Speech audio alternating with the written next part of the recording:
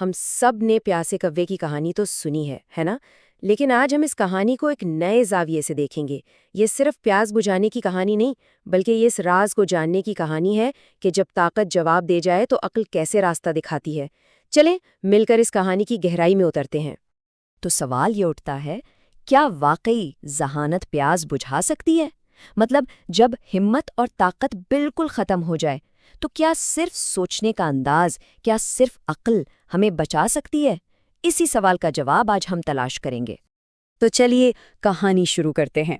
ये सफ़र है एक प्यासे कव्वे का, एक ऐसी तलाश का जो जिंदगी और मौत का सवाल बन गई थी। तुम मिलिए कालू से।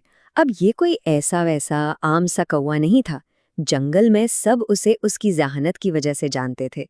हर वक्त कुछ ना कुछ खोज में लगा रहता, चीज़ों को उलट पलट कर देखता। इसका दिमाग आप कह सकते हैं बाकी सबसे थोड़ा तेज चलता था। और जिस वक्त की ये कहानी है, वो वक्त बहुत ही मुश्किल था। ऐसी शदीद गर्मी पड़ रही थी कि लगता था आसमान से आग बरस रही है। जमीन सूख कर पत्थर हो चुकी थी, नदियां, तालाब सब गायब। और ऐसे में हमारे हीरो कालू का प्यास से बुरा हाल था। उसका गला सूख कर कांटा बन चुका था और हिम्मत टूट रही थी। और इस बेबसी में उसके दिल से बस एक ही आवाज निकली, ए खुदाया, क्या मैं बस ऐसे ही प्यास से तड़प तड़प कर मर जाऊंगा?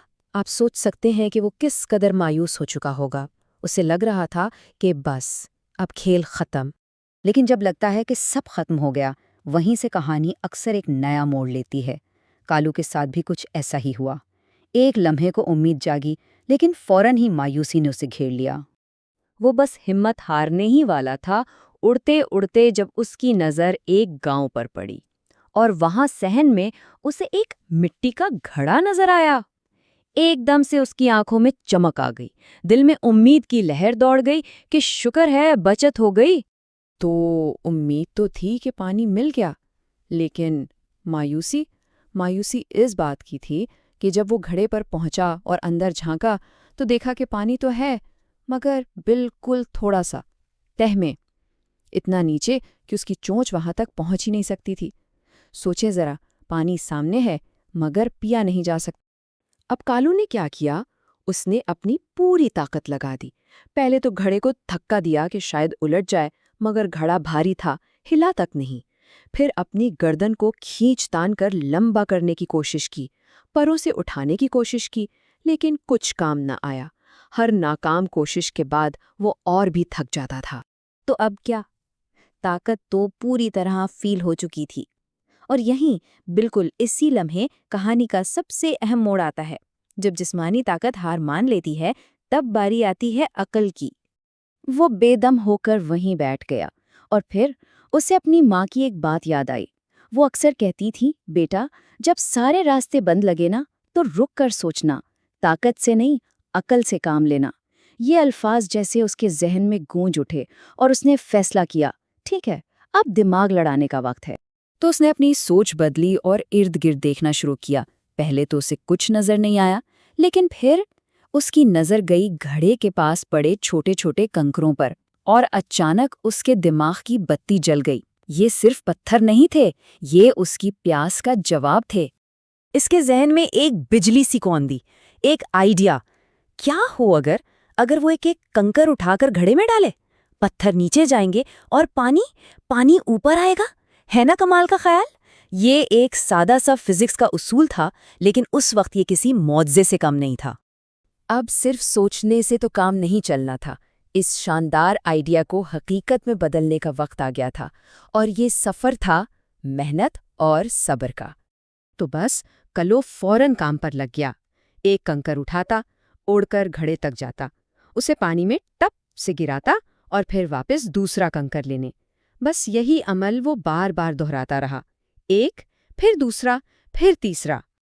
अच्छा, ये काम कोई आसान नहीं था। सोचें, बार बार एक ही काम करना। उसकी चोंच दुखने लगी, गर्दन अकड़ गई, लेकिन उसके जहन में सिर्फ एक ही चीज थी, पानी। और इसी मकसद ने उसे हिम्मत दिए रखी। वो रुका नहीं। और सबसे दिलचस्प बात यह थी कि हर किनकर डालने से पानी सिर्फ जरा सा ऊपर आता था, बिल्कुल मामूली सा। लेकिन कालू को पता था कि यही जर्रा जर्रा मिलकर दरिया बनता है।